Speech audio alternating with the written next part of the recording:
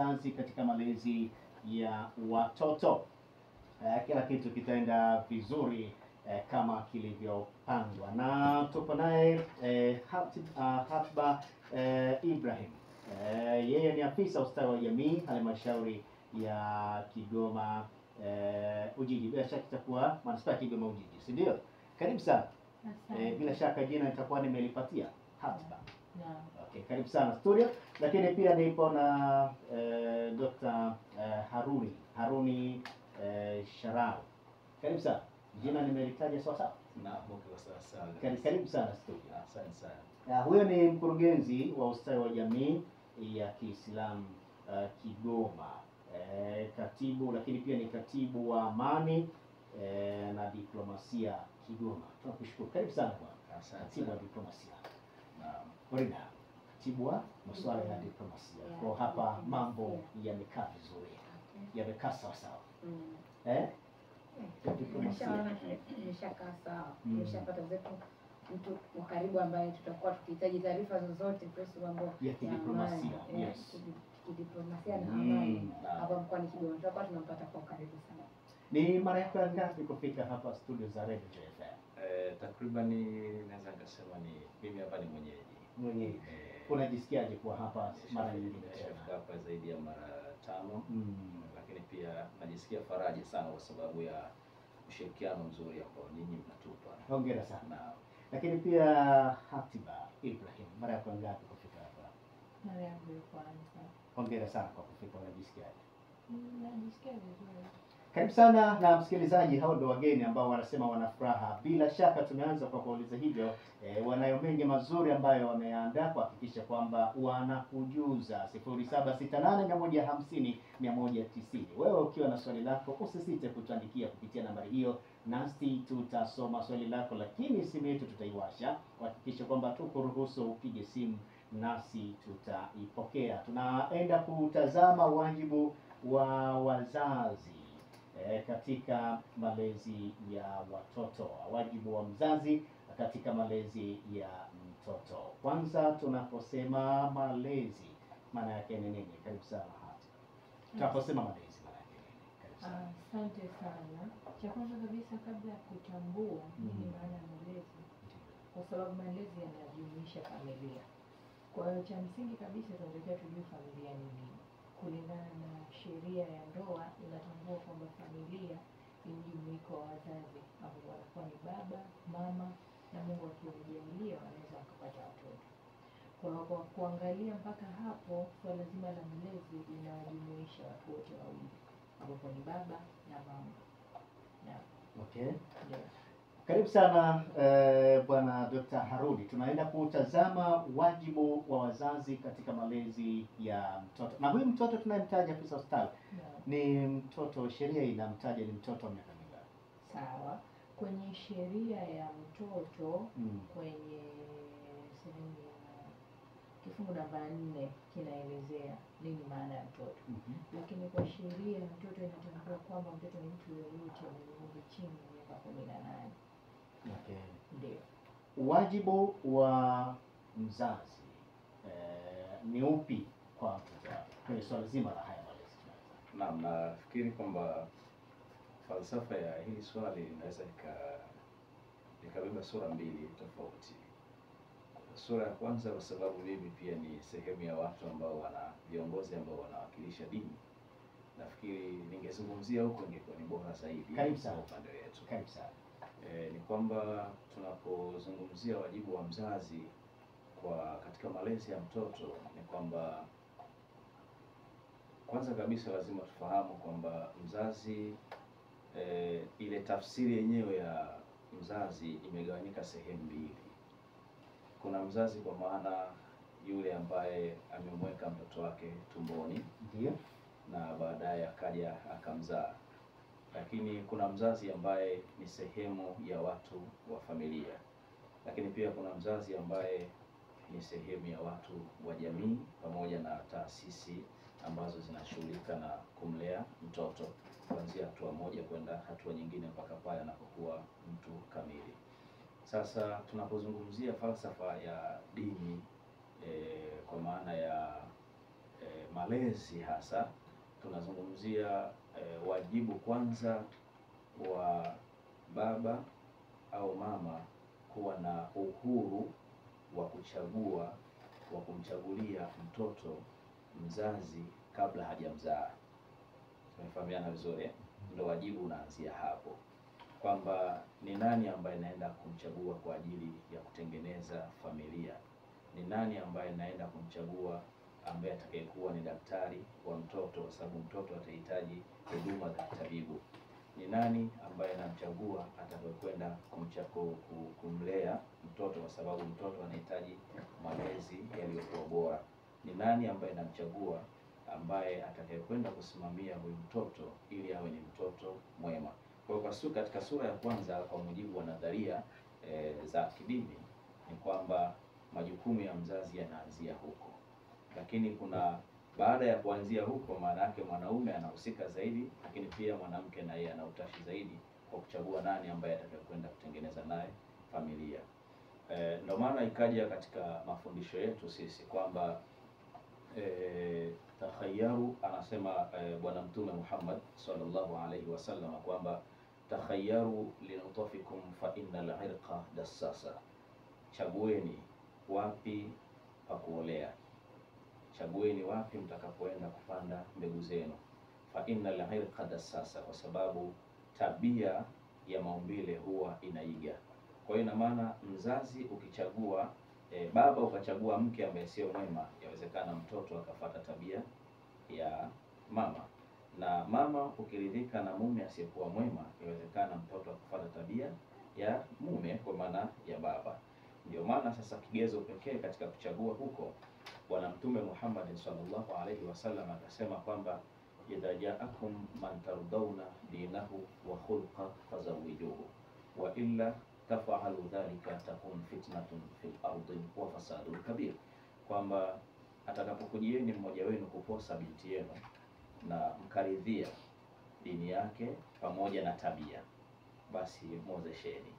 Kama hamjafanya hivyo, maana yake mtakuja kutengeneza uharibifu huku na maharibiko makubwa.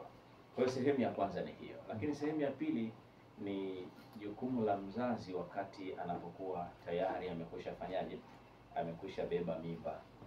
Pia hapa anahusika ni mzazi wa kike, lakini pia pamoja na mzazi wa kiume.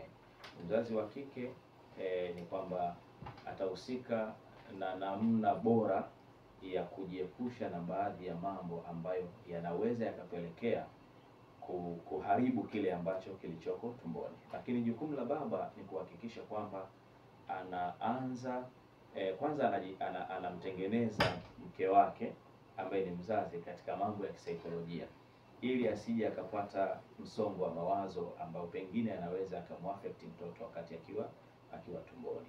Kwa hiyo hapa kuna masuala pia ya chakula bora, ni majukumu pia mzazi.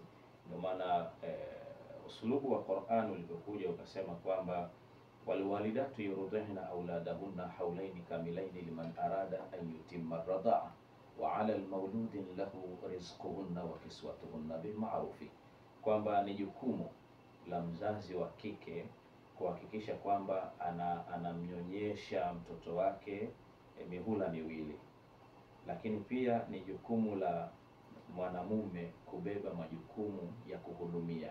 Kwa nini huyu anyonyeshe? Kwa nini huyu ahudumie? Kwa sababu mzazi wa kike ni jukumu lake kuhakikisha kwamba analea, na mzazi wa kiume ni jukumu lake kuhakikisha kwamba anabeba majukumu ya kuhakikisha mzazi wa kike anapata chakula kilichokuwa bora, mavazi, afya nzuri, anakuwa ni sehemu ya pili katika utekelezaji wa majukumu hayo. Na okay. Afisa ustawi, karibu sana. Kwa upande wako, wajibu wa mzazi au mlezi kwenye malezi ya mtoto ni upi? Asante sana. Mzazi ana wajibu wa tofauti na kuzingatia masuala ya kuangalia kwamba baba na mama wametengana, mama atamlea mtoto peke yake. Hapana. Kulingana na sheria, sababu mimi leo nitazungumzia kwa upande wa sheria sana. Kulingana na sheria ya mtoto namba 9 inaelezea wajibu na majukumu anayotumia mzazi katika kumlea mtoto. Ni kwa nini sheria hii imejumuisha ama imezungumzia swala zima la malezi kwa mtoto? Ukiangalia jambo la kwanza kabisa kwenye swala zima la mtoto, kuna changamoto nyingi huwa zinajitokeza ambazo ni wazazi pindi ambapo wanatengana wanaanza kusema kwamba huyu mtoto atalelewa na mama, mimi nitakuwa mjamzito na vitu vingine kama hivyo. Kwa hiyo kwenye sheria hii ya mtoto imezungumza nini? Mtoto anatakiwa apate haki za msingi ambazo haki ya kwanza ni ya kuishi, utu, heshima, mapumziko, uhuru, huduma za kiafya, elimu, ambapo mzazi anatakiwa mhudumia kupata hiyo elimu. Sasa ukiangalia katika muktadha mzima, jukumu hili anayetekeleza sana ni baba. Lakini ukiangalia katika falsafa nyingine, mama pia anatekeleza wajibu wake. Sasa pindi ambapo baba yeye anaenda kutafuta riziki huko maeneo ya kutafutia riziki, mama huwa anakuwa na mtoto nyumbani, ndio akiwa naye nyumbani atamwangalia amefanya homework, amekula, ana homa, tumpeleke hospitalini. Kwa hiyo ukiangalia kwa huo mtiririko mzima, anakuwa anapata stahiki zake za msingi. Tukija kwenye swala zima la heshima, utu na masuala mengine ya yeye mtoto mwenyewe kujitambua, mzazi wote wawili wanatakiwa play role yao ya kuwasaidia hawa watoto katika kuwaweka katika msimamo ambao ni sahihi. Kwa mfano kwenye swala la heshima, kuna masuala mengi ambayo yanatokea katika jamii zetu sasa hivi. Kwa hiyo kama wazazi wana jukumu la kuhakikisha wanazalisha vizazi vilivyokuwa bora kwa kuwaelimisha, kuwaelezea kwamba kuna uhalisia gani wa maisha. Kwa mfano mtoto wa kiume akiwa anamtukana dada yake, tunazalisha mume aliyokuwa mbaya ambaye atakuja kumpiga mume wake. Lakini ukishaanza kuongea naye pale pale, mheshimu dada yako, hata kama ni mdogo wako, heshima iwepo. Kwa hiyo kuna hali nyingine ya tofauti tunaitengeneza kwenye ile familia.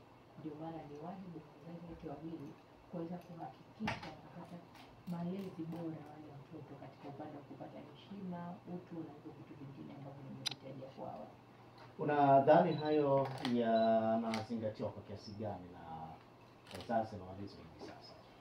Kwa sasa hivi uzingatiaji unakuwa mdogo kwa sababu ya sayansi na teknolojia na vitu vingine. Tafiti nyingi zinasema juu ya swala hili.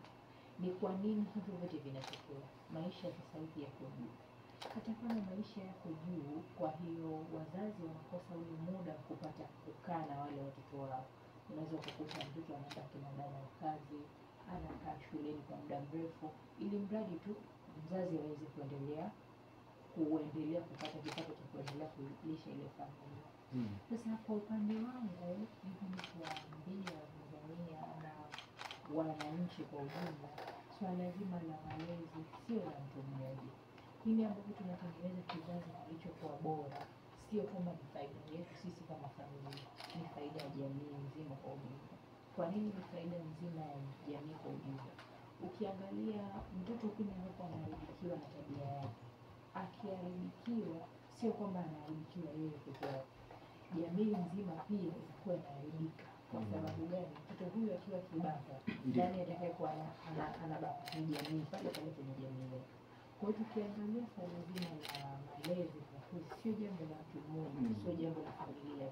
Jamii yote kwa ujumla ina wajibu wa kuhakikisha inamtunza mtoto kufikia pale ambapo yule mtoto atakuwa na maslahi mapana ya kwake binafsi, jamii yake inayomzunguka na taifa zima kwa ujumla. Tunaona hivi sasa kwa mfano hapa Kigoma tunalo ziwa Tanganyika, tunaona kina mama wanafanya shughuli mbalimbali za kupata samaki, kujiajiri.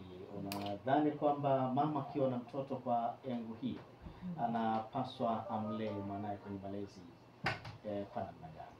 Na sasa kwenye swala zima la utafutaji katika kila maeneo yanakuwa yanapoita yake na tabia yake.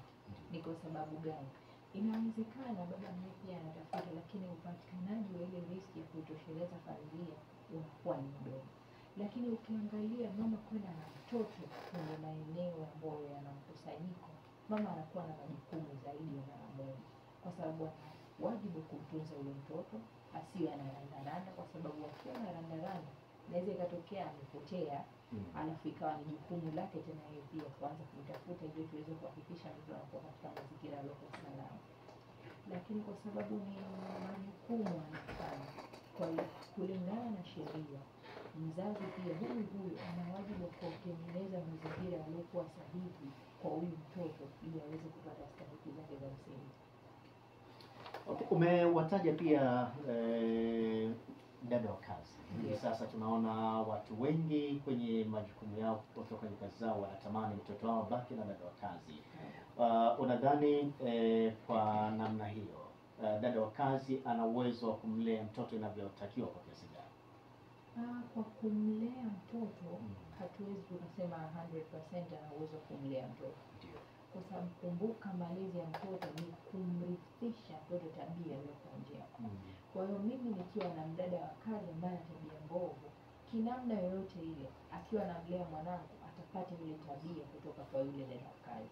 Kwa sababu muda mwingi anakuwa naye, mazungumzo yanakuwa ni yapi, tabia anazoziona, kwa sababu watoto wanajifunza kwa kuona. Ameona dada anatukana aidha kwenye simu ama mtu kamkwaza na neno pale pale nyumbani, anaanza kumtukana. Kwa hiyo ni vitu ambavyo anavijifunza kutoka kwa yule dada wa kazi. Lakini mara nyingi haishauriwi kuwa kutokuwa na dada wa kazi, ila unakuwa na dada wa kazi wa aina gani. Kwa sababu sasa hivi kuna taaluma ambao watu wanasoma, ambapo kimwajiri kama yeye ana uwezo wa kumwangalia mtoto na kuzingatia yale malezi yote ya awali ya mtoto. Early childhood care development. Kwa hiyo tukiwa tunawaajiri wale watu kama dada zetu wa kazi, we are sure kwamba wanapata zile stahiki zote za msingi, hata kama mimi sitakuwepo katika mazingira ya nyumbani. Ila sasa sisi tunakuwa na utofauti. Tunataka mtu ambaye yuko huko kijijini mbali ili aje amlee mwanangu. Kwa nini? Yule nitamlipa mshahara 20, 30 inatosha. Lakini hatuangalii madhara ama tabia ambazo mtoto wetu atajifunza kulingana na yale malezi anayopata. Saa nyingine napelekea mzazi haangalii kwamba huyu dini yake ni ipi, huyu dini yake ni ipi, kwa sababu hofu ya dini pia inazingatia ama inasababisha mtoto kwenye makozi na malezi. Kwa sababu gani? Ukiangalia mtoto wa Kiislamu au mtoto wa Kikristo anayeenda kanisani, atakayeenda madrasa, wote watakuwa na tabia zilizokuwa njema, kwa sababu wote wanahimiza kitu kimoja: watii wazazi, heshimu wakubwa na vitu vingine kama hivyo. Sasa unakuja unamleta mtu ambaye dada wa kazi hana msingi wa kidini, haelewi kwamba hata dini inasemaje, yeye anachokijua anayekukorofisha, mpe majibu yake hapo hapo. Nategemea mtoto wako atakuwa na nini? Anapata kile ambacho anajifunza kulingana na mazingira yake ya awali aliyokutana. Msikilizaji, nafasi pia na wewe awali nilikwambia kwamba unayo, tuambie unazingatia vipi malezi ya mtoto wako. Wewe mzazi, wewe mlezi, namna gani unavyozingatia malezi kwa mtoto wako? Kuna kuhakikisha kwamba anapata malezi yaliyo bora, kuhakikisha kwamba anapata ulinzi na usalama, unamlinda dhidi ya vihatarishi vya kuhatarisha maisha yake, unahakikisha amepata chakula bora kabisa, unahakikisha amelala vizuri. Namna gani unavyozingatia? Tuandikia hapo nasi tutasoma. Tupo pia na Deborah Po. Karibu sana. Unatoka kwenye taasisi ya Okay. Karibu sana. Asante. Tunatazama wajibu wa mzazi au mlezi kwa mtoto wake. Namna gani nyinyi huko kwenye taasisi yenu mnavyohakikisha kwamba malezi ya watoto mnayahamasisha kwa jamii, kuhakikisha kwamba jamii inatambua kwamba mtoto ana haki ya kupata malezi yaliyo bora? Sawa. Niseme tu katika taasisi zetu, au niseme kwa binafsi kwamba kanisani kwangu nina darasa la wazazi, lakini pia nirudi nyuma kwamba watoto wetu, kwa nini wanaharibika? Mimi naweza nikasema kwamba malezi ya mtoto yanaanzia wakati gani? Mimi naweza nikasema kwamba wakati tu wazazi wanapojigundua kwamba wao wameoana sasa, na kama wameoana wanataja nini kwa habari ya mtoto wao mtarajiwa. Maana tunaamini kwamba watu wanapooana ni lazima watazaa tu, mengine kama ya kutozaa ni majaliwa bure. Kwa hiyo mtoto anaanza kusemewa muda kwamba tunazaa mtoto wa namna gani. kwa sababu kinywa kinaumba, na kama kinywa kinaumba, unaweza ukataja sisi tunazaa mtoto wa namna hii, lakini tunaona mara nyingi sana wazazi wanapooana huwa wana vitu fulani, huyu baba anapenda wa kiume au mama anapenda wa kiume. Kwa hiyo malumbano hayo yanapokuwepo huwa yanazaa kitu, na kama yanazaa kitu, mtoto anapozaliwa anaweza akazaliwa katika hali, labda akizaliwa wa kike, kwa sababu alikuwa hatakiwi kwa baba, ina maana kwamba atakuwa na roho ya kukataliwa. Kama ni kwa mama amezaliwa wa kiume, na yeye vile vile. Kwa hiyo sasa inakuwa kuna hali fulani mtoto anaendelea kukua nayo, kwa sababu moyo wa baba au moyo wa mama hawakumtarajia mtoto wa kiume mama, na mama ndio mwalimu mkubwa.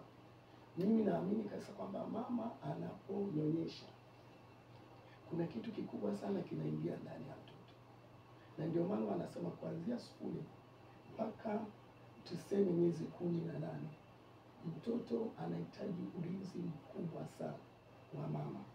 Hapo ndipo penye malezi ya mwanzo, kwamba anasema nini mama, anatamka nini, maana mtoto anakuwa hana uwezo wa kujisemea mwenyewe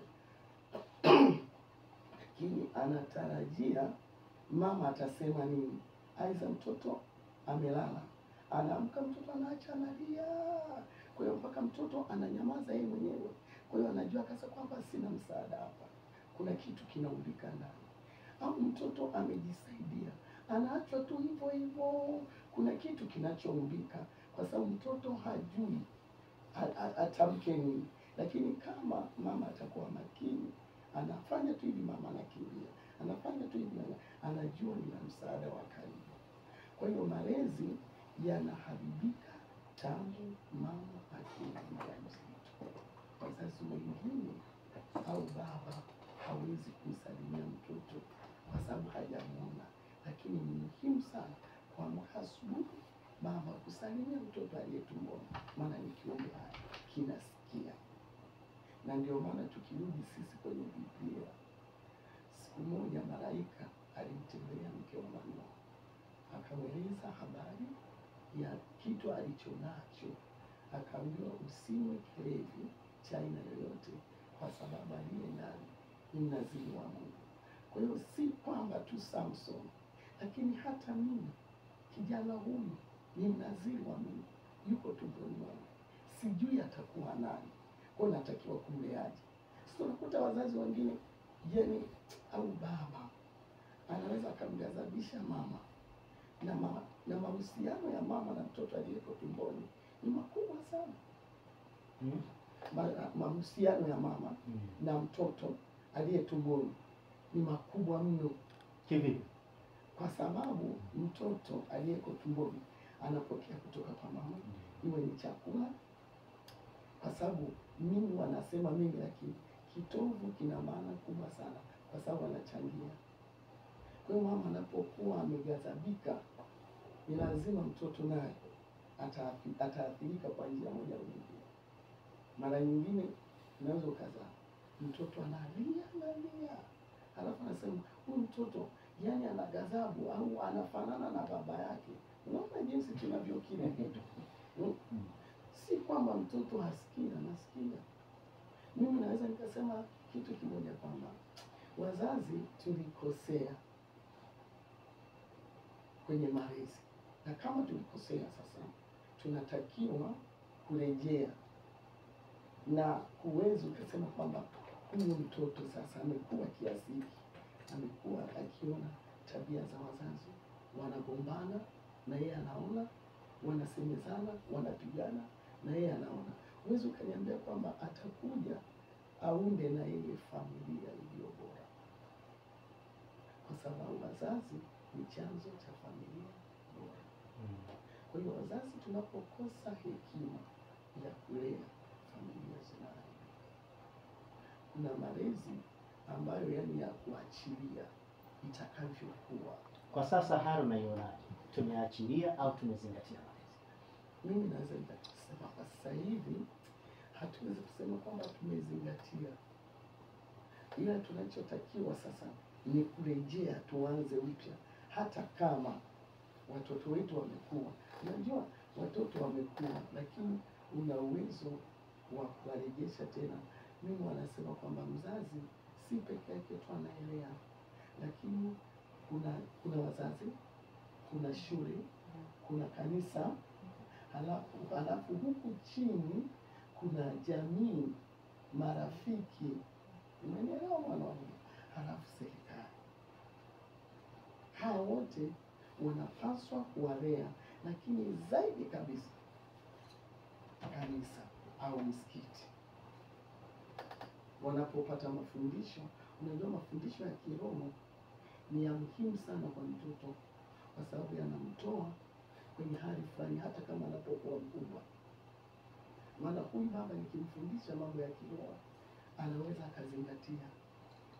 Unaona? Kwa hiyo ndio maana nasema kwamba kwa sasa hivi niweze tu kusema kwamba taasisi za dini ziwe makini sana sana kulea watoto, kwa sababu wanapoharibika kule mitaani wanakimbiziwa msikitini, wanakimbiziwa kanisani.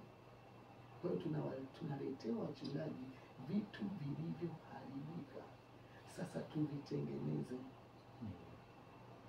Sijui kama unanielewa kwamba tuvitengeneze, tusiangalie tu kimeharibikaje, lakini tuna neema ambayo Mungu ametupa kuwagundua tuanzie wapi na tuwaweke wapi. Kwa hiyo kwa sasa hivi mimi naweza nikasema kwamba kanisa lina jukumu kubwa sana sana ya malezi, kwa sababu tulikosea kule mwanzo kwenye utoto, tukaja utoto wakati tulikosea, mtoto wa chikizi tulikosea. Kwa hiyo tuna watoto wa miaka 20 mpaka 40 mpaka 65. Sio kwamba eti hawahitaji kuelewa. Ndio maana unaweza kukuta kwenye ndoa anasema mama, mbona 1, 2, 3, kwani umefanya hivi? Hatuendaji hivyo mume wangu, au hatuendaji hivyo mke wangu. Haya ni malezi. Ina maana mtu anamwelekeza. Wazazi wanaweza wakakosea, shule wakakosea, umeelewa, na jamii ikakosea, lakini kanisa halikosea.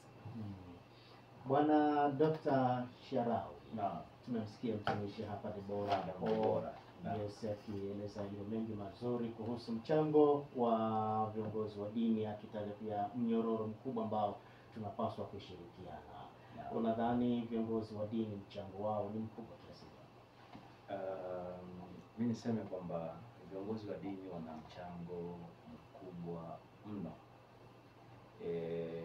Namna ya utekelezaji wa haya majukumu yao, kuanzia mtoto anapotoka katika ngazi, kwanza anapokuwepo katika ngazi ya familia, lakini pia anapokuja sasa kukutana na hizi taasisi za kidini na baadaye taasisi za kielimu.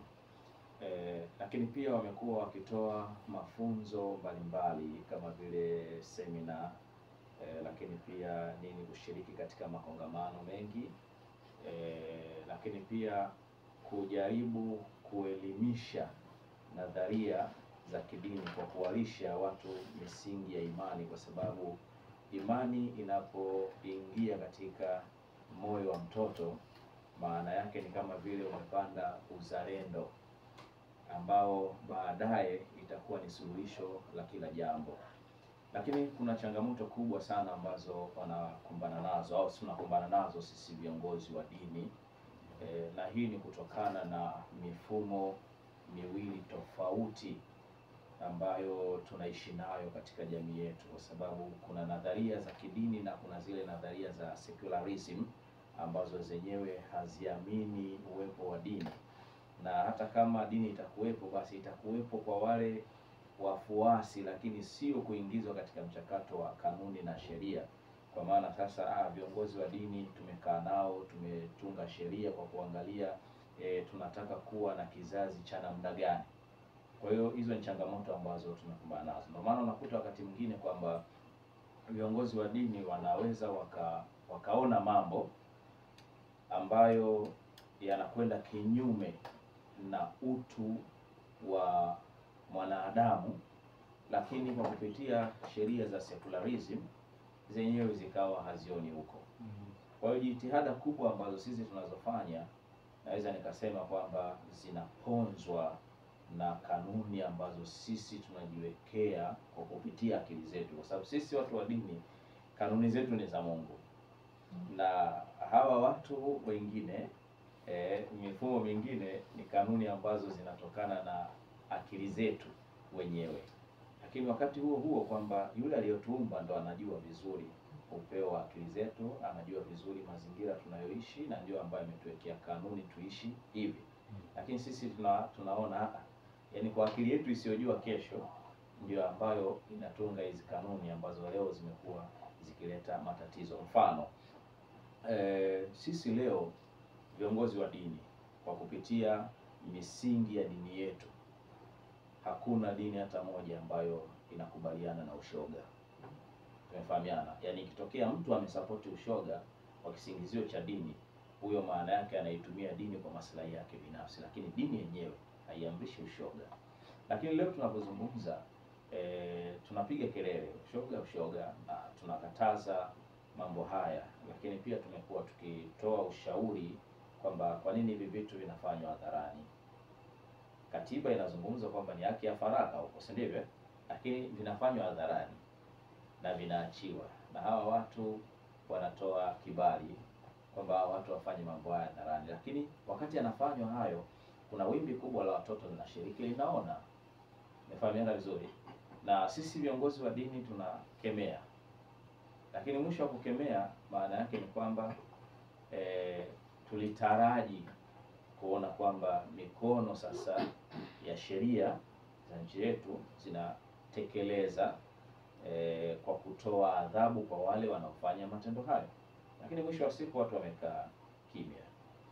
Hii maana yake nini? Maana yake tunachokiona sisi ni tofauti na kile wanachokiona wao, kwamba ule uhuru umekuwa kwa upande wao ni uhuru ambao usiokuwa na mipaka, lakini sisi uhuru wetu una mipaka, kwamba unaruhusiwa kufanya mambo na haya hapa usifanye, haya hapa fanye.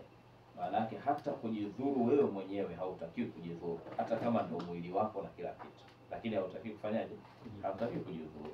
Umefahamiana vizuri? Lakini pia changamoto nyingine ambayo mimi ninaiona ni tafsiri mbaya pia ya mafundisho haya, mapokezi ya dini kwa baadhi ya viongozi. Tumefahamiana vizuri? Jambo ambalo pia limekuwa likichagiza kuleta taswira mbaya ya malezi mabaya kwa watoto wetu. Tumefahamiana vizuri? Hiyo ni sehemu ambayo ni kikwazo kwetu sisi viongozi wa dini. Asante msikilizaji, pia nawe unayo nafasi, tusizungumze peke yetu. Simu yetu iko wazi, tupige simu 0768150190. Tupige simu, tuambie unaitwa nani, uko wapi, swala zima la malezi haya ambayo wageni wetu wameyazungumza. Wewe unaona nini ambacho kinapaswa kuongezwa zaidi? Lakini pale ambapo haujaelewa, nafasi unayo, tupigie simu, simu iko wazi, nawe ni sehemu, na sisi Radio Joy tupo kwa ajili yako. Kwenye line ya simu, halo. Na msikilizaji wetu bado hajawa tayari, nitazame. Huyu anasema kwamba anaitwa Edward Lucas toka kule Ilagala, bila shaka alikuwa anamaanisha hivyo. Anasema watoto wengi huharibika kutokana na kutokemewa, kwamba hawapati wa kuwakemea. Ni kweli hawakemewi? Kwa viongozi wa dini huko si mnakemea? Sisi tunakemea kwa maana tunacheza ile pati yetu, lakini wazazi wengi pia wana wenyewe wamekuwa wanakemea. Lakini kukemea kuna baadhi wanatumia hayo makemeo kuleta ukatili wa kijinsia pia kwa watoto, na hii ni kutokana na sababu za aidha uelewa, lakini pia mila na desturi ambazo wanazoishi nazo wazazi. Asante msikilizaji, tupigie simu 0768150190. Anasema ni Arafat, yeye anasema anasemaje, maandishi yake kabananisha kwenye line ya simu. Hello, ndio tunaongea na nani na uko wapi? Ndio swali lako.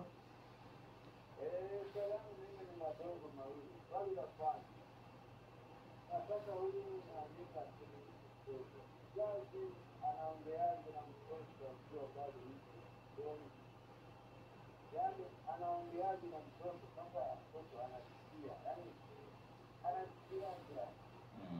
Asante.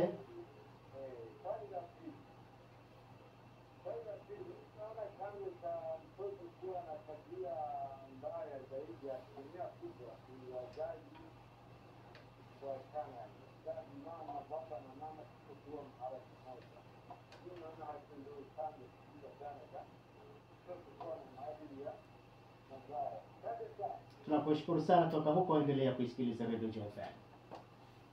Haya, shukrani sana. Kwenye laini ya simu kuna msikilizaji mwingine. Hello. Hello. Ndio, tunaongea na nani na uko wapi? Naongea na Saleh Ngoma, niko maeneo ya Fort hapo. Karibu sana Saleh toka Airport.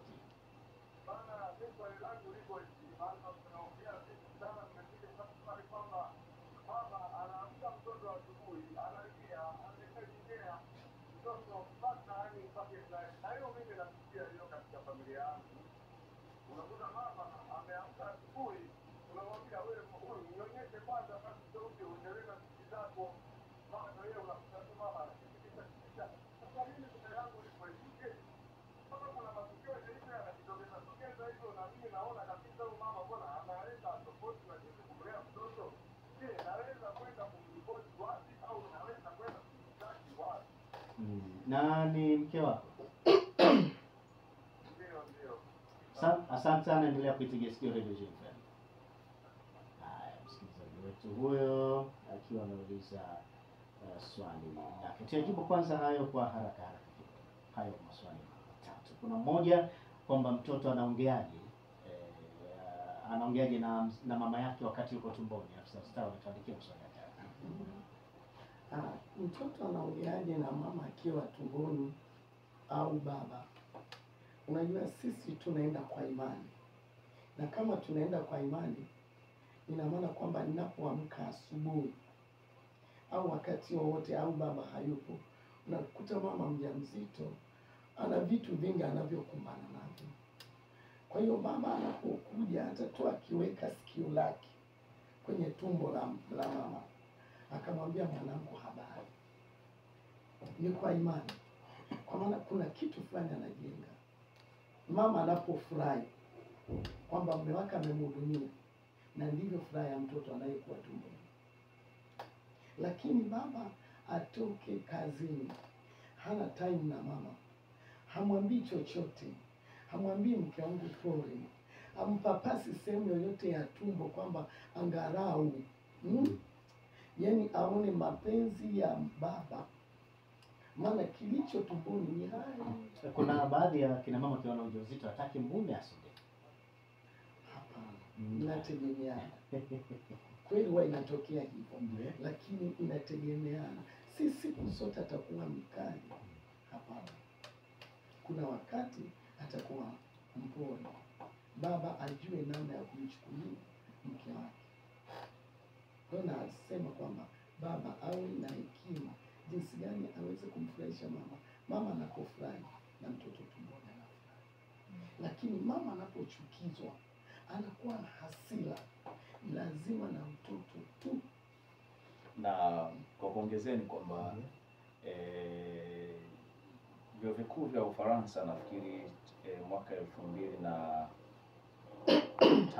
au 2001 walifanya pia tafiti hii kutaka kuona je, aliyoko tumboni anasikia au hasikii, na wakathibitisha kwamba kizazi ambacho kilichoko tumboni kuna umri kishafikia, maana yake kwamba kila kitu kinakuwa kimekamilika, hapo anaanza kusikia. Ni mfano wake ni kama vile sisi tuko hapa ndani alafu nje ukawa unapigwa muziki, ina maana hichi kilichoko ndani hapa anaweza akawa anasikia ule muziki unaopigwa nje. Ndivyo ambavyo mtoto yuko tumboni anaposikia. Ndio maana sasa kwa sisi sasa, mfano Waislamu, baada ya tafiti hizo tukaja kugundua kwamba mzazi anatakiwa amsikilizishe mwanaye Qur'ani, kwa maana aanze kuihifadhi Qur'ani wakati akiwa wapi?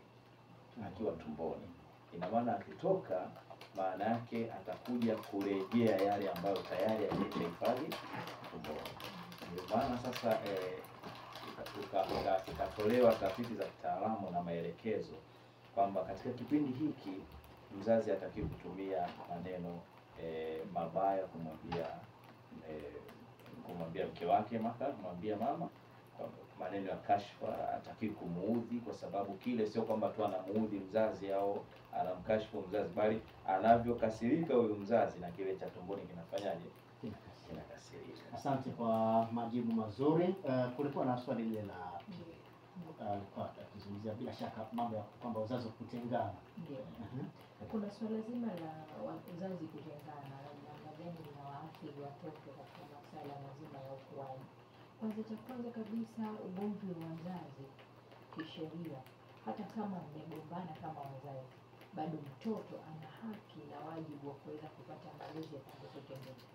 Inakuwaje kwenye swala hili? Pindi ambapo baba na mama wametengana, wameshapelekana mahakamani, wakawa separated, inatokea kama sisi maafisa wa ustawi tunaipendekeza kwa mahakama, pindi ambapo hata kama mama amepewa jukumu la kuendelea kukaa na mtoto, ila mtoto huyu bado anahitaji kuelewa katika upande wa baba yake ama ubabani. Kwa hiyo kwenye swala zima la kisheria, wazazi wote wawili wana nafasi. Kwa mantiki hiyo, hata kama mmetengana, swala lenu likifika ofisi ya ustawi, tunapendekeza kwa mahakama waweze kupata wazazi wote wawili wasawa kuendelea kukaa na mtoto. Kwa mfano, kipindi cha likizo mwezi wa 6, mwezi wa 12, mama ndio anakaa naye muda wote huo. Kwa kipindi hichi ataenda kwa baba ili aweze kujua asili pia ya upande wa baba yake, aweze kujumuika na ile familia ya kule. Sio kwamba baba ameachana na mama kwamba familia nzima ya kule ni mbaya. Hapana, kuna vitu tofauti atajifunza katika upande wa baba yake.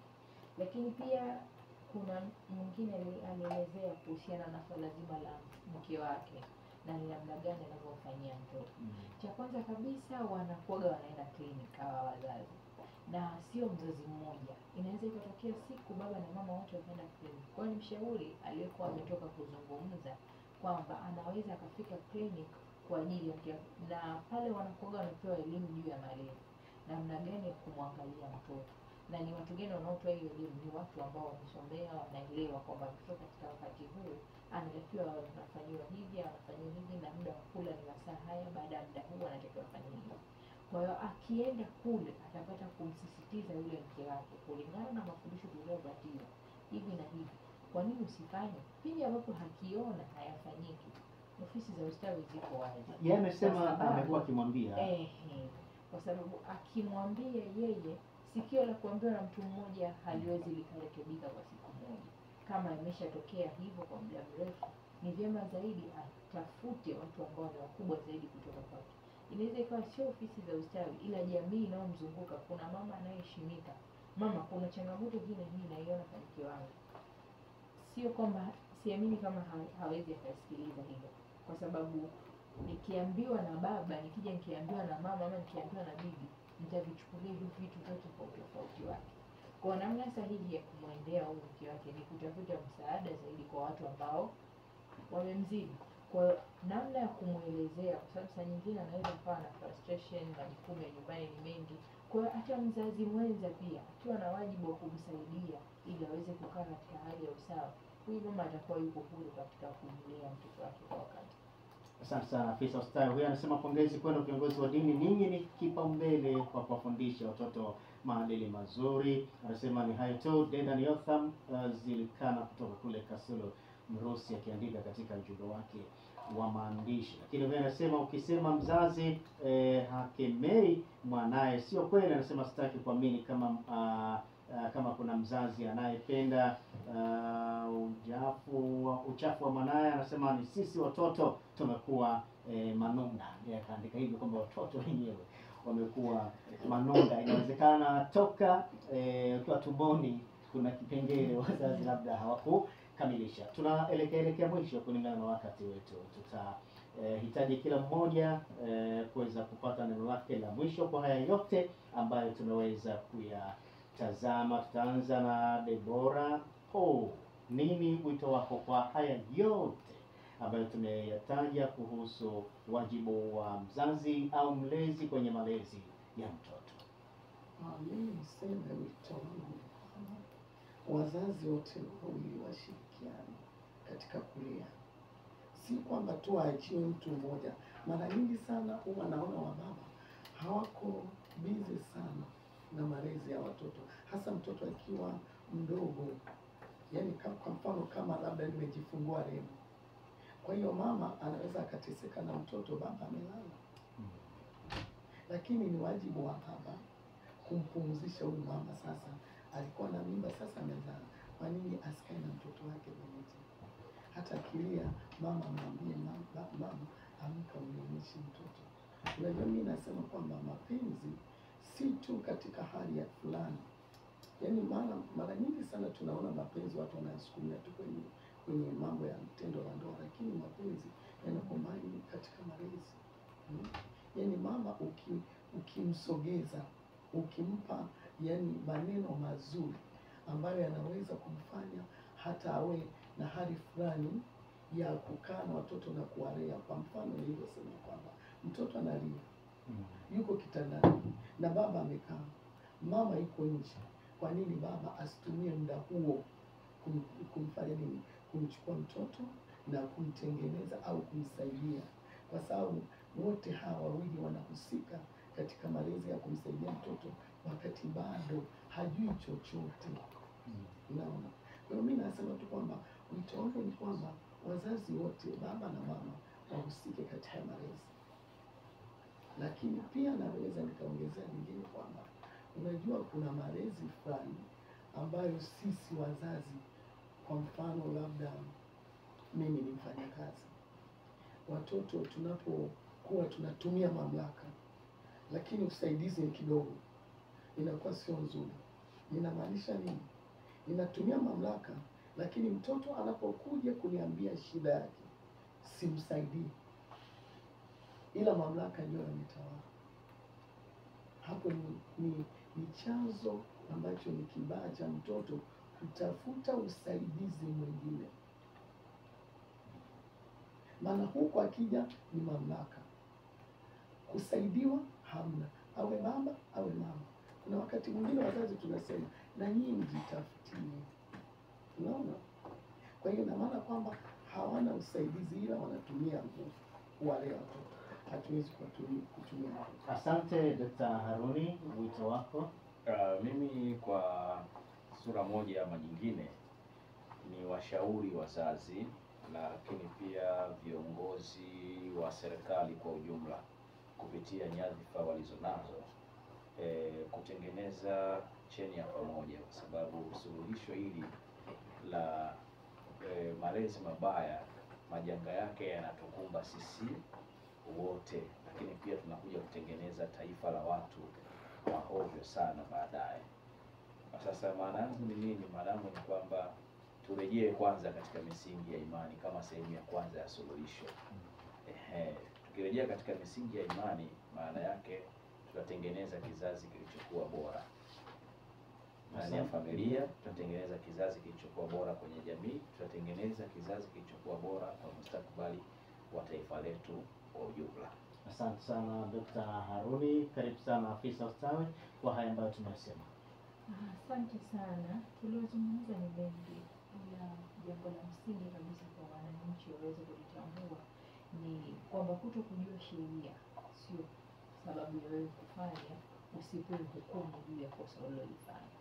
Makosa ni mengi kwenye swala zima la malezi au makuzi ya watoto, hivyo basi wajitahidi kadri wawezavyo kuweza kutii sheria ama kutekeleza wajibu wao kabla ya kushurutishwa na sheria, kwa sababu kwenye swala zima la malezi, makuzi ya watoto yanategemea pande zote mbili, baba atekeleze wajibu wake, mama atekeleze wajibu wake.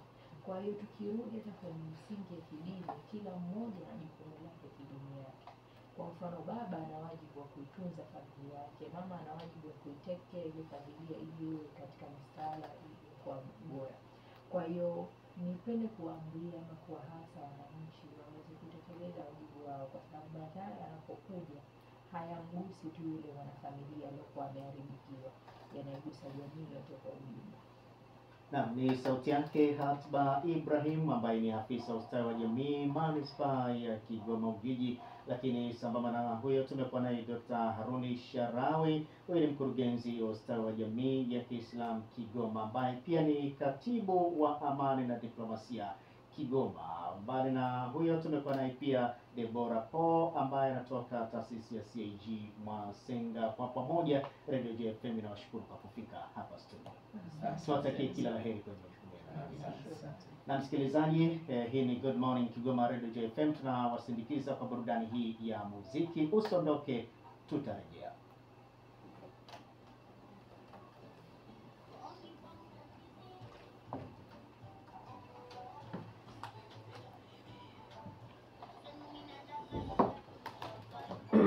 Kwa hiyo ndo burudani unaosindikiza kabisa.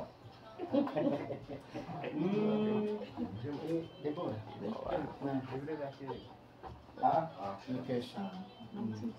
Hii ni